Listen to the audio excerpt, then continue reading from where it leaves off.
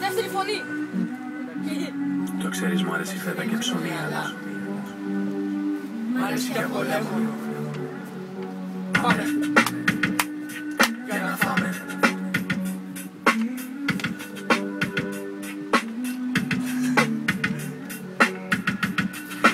Πήγα στη γιαγιά μου για να μου φτιάξει κάτι για να φάω. Μαγείρεψε παστίτσιο, αλλά ακόμα εγώ πεινώ αυγό λεμονό.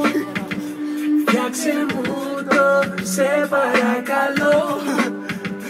Είναι η μόνη σου αγαπώ. Τρώσε μία κότα μέσα στο νερό. Ρίξε 2 καρότα και λίγο σελινό. Oh, baby.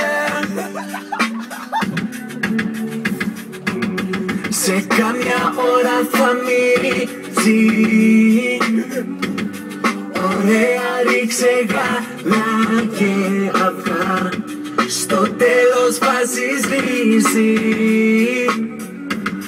και ψήφεις 2 λεμονιά, αυγό λεμονό.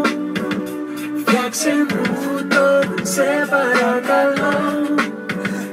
Είναι η μόνη σου αγαπώ. Φακές και φασουλάδα, φύγε από εδώ.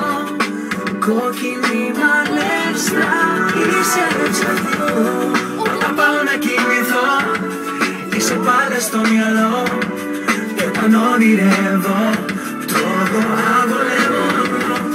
Όταν δοκιμάζω αυτό το άσπρο το αφρό, θέλω μόνο να σου πω, είσαι πολύ γνωστή. Κυρία μου, όταν πιάνεις τα αυγά, μου βγαίνουνε τα κέρατα. Απότομα σπάστα, γουστάρω πως τα χτυπάς, βαράς λεμόνι στην αφρόκρεμα, μου γεμίζεις την καρδιά, δεν γεμίζεις το στομάχι. Δεν έχω φάει έτσι στη ζωή μου γιουβαλάκι. Δάκρυα μες στο μάτι από χαρά.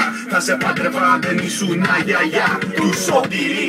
Τόσο σεξι όταν φοράς ποδιά, με μαντήλι στα μαλλιά σκεπασμένη με τα μαύρα.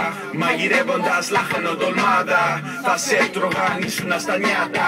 Στην κουζίνα όταν έπλαινες τα πιάτα. Σταμάτα και φτιάξε μου αυτό που αγαπώ.